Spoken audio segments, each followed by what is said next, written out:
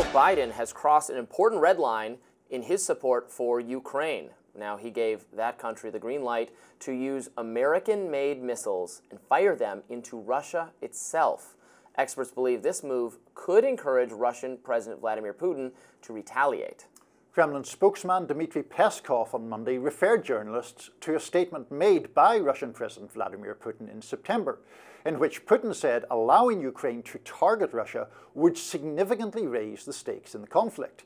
It would change, quote, the very nature of the conflict dramatically, Putin said at the time, adding, quote, this will mean that NATO countries, the United States, and European countries are at war with Russia. Now, President-elect Trump has been vocal about his desire for peace between Ukraine and Russia. Vice President-elect J.D. Vance outlined a plan that would let Russia keep some of the lands it acquired in this conflict in exchange for peace. By potentially escalating the conflict just weeks before Trump takes office officially, Biden is hardly endearing himself to MAGA world. Donald Trump Jr. tweeted, "The military-industrial complex seems to want to make sure they get World War III going before my father has a chance to create peace and save lives. Got to lock in those trillions. Life be damned, imbeciles." So one of the questions, obviously, is this a political move by the Biden administration to thwart President-elect's ability to withdraw support from Ukraine by making the conflict go on even more firmly? This is a dramatic escalation that I think is very concerning. Just as the administration is about to end, we might be getting a different Ukraine policy. So it seems, I don't know, calculated to make it more difficult to disentangle what's happening there. So I think it is obviously an escalation, and the question is there wisdom to it or not? Now, I think that actually in defense of Biden, who I've been critical of lots of times, particularly in relation to foreign policy, obviously everybody knows his administration is coming to an end. And so this is going to be a situation that Ukraine has the capacity or the permission to use these missiles until, I guess, January the 20th.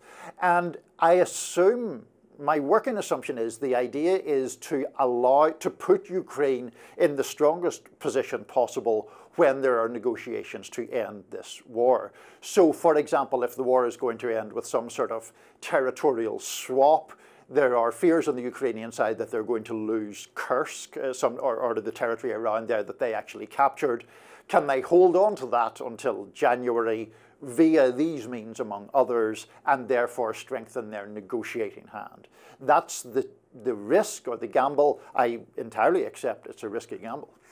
Yeah, look, I don't feel bad for Russia if you don't want to get subjected to long-range missile attacks. Don't invade other countries, but you know, we got to live in the real world, not the idealistic world where yes, Russia is contained and China is contained, etc. We have to talk about what can the U.S. realistically do, and Biden's policy toward both Ukraine and Israel has been blank check, has been whatever you want. We back you entirely. I would argue that that's not so consistent with where American sentiment is on either issue, frankly. It's certainly not where the Republicans are. It's not where some Democrats are pretty united on Ukraine. There's differences of opinion, for sure, on Israel. But if we're just, I mean, I think it's a failure of Biden's leadership to have not facilitated some kind of peace arrangement now, because they could always be in a weaker position. Ukraine could always be in a weaker bargaining position later, and I think increasingly it looks likely to be there.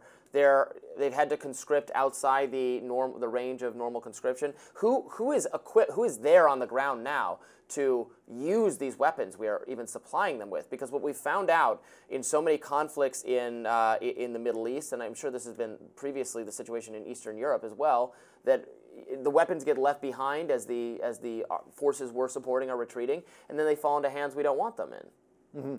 So I think that, you know, one of the issues here is the critique of Biden that I have quite a lot of sympathy with in relation to Ukraine, we can come to Israel in a second, is that he has tended to give the Ukrainians just enough, often a little too late, to try to, so they never really have gained any significant advantage in the war. They've always got American aid to sort of push back or try to retaliate against Russian advances. And the consequence of that has been that the thing has just gone on and on with no really plausible chance at any point that Ukraine is going to win, but Biden arguing that he will not withdraw American aid for as long as they wish it to be there.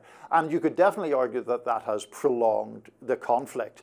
Now, there is, of course, a whole other separate debate about Ukraine and NATO membership and whether that should be decisively ruled out and all of that stuff. And that's important to get to because from the Russian standpoint, they've said that they would interpret the supplying of Ukraine with long-range missiles to fire into Ukraine itself as a declaration of war by the NATO alliance on Russia. We have to keep in mind that we are not committed on paper to defend Ukraine, thus allowing this kind of, again, even from a realpolitik standpoint, if they know that we are going to defend X, then they can't, it's a deterrence sort of thing.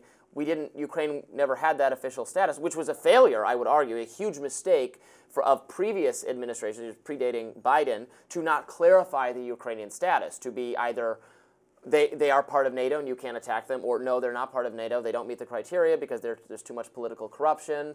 And in fact, I would argue the course of this war has revealed not just political corruption among the Ukrainian government, but some contempt for liberal principles, including the suspension of dissident news outlets, the detention of dissident journalists, the banning of rival political parties. I understand that it's a war and civil liberties go out the window in our country when there's a war in every country. That doesn't mean we have to like it, or I, as a taxpayer supporting this, have to like it.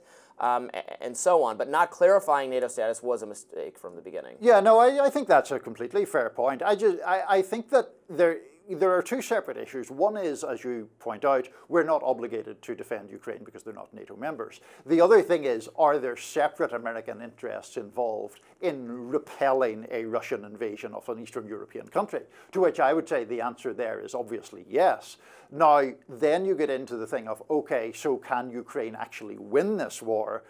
The answer there looks to be no, right? So then... That's what their military advisors say and our military advisors. So then you're in a mess, because then how do you bring an end to a conflict that there are American interests at stake in, at least strategically speaking, without either withdrawing so much aid that Putin just feels emboldened to roll on, or giving a blank check to Ukraine forever? Yeah, look, I don't want Putin to feel emboldened, although I've always thought if this is such an existential, people say Ukraine, then Poland, then, there'll be this vast march across Europe. Like, if the European countries are really worried about that, shouldn't they be contributing more to the safety? Why does so much of it have to fall? I know they have contributed something, but so much of it has to fall on the U.S. We're not not neighbors of Russia, and that just, I don't quite believe that, but I guess we'll see. America has given $56.2 billion so far in security assistance alone to Ukraine. Obviously, there's going to be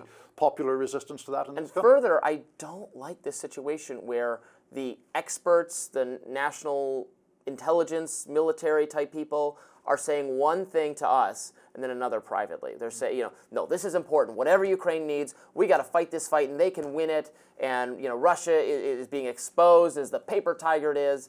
And then privately saying, oh yeah, there's no way Ukraine can win. We're giving them money because we want to make it. We want Russia to bleed and to pay for this, but Ukraine can't possibly win. Yeah. So it's a one version for the people, for the voters, for the decision makers, and another in the and we've got into some trouble with that about previous wars that the Americans very much so were directly involved. Very much. Just give it to me straight, Doc. I want to know what the situation is.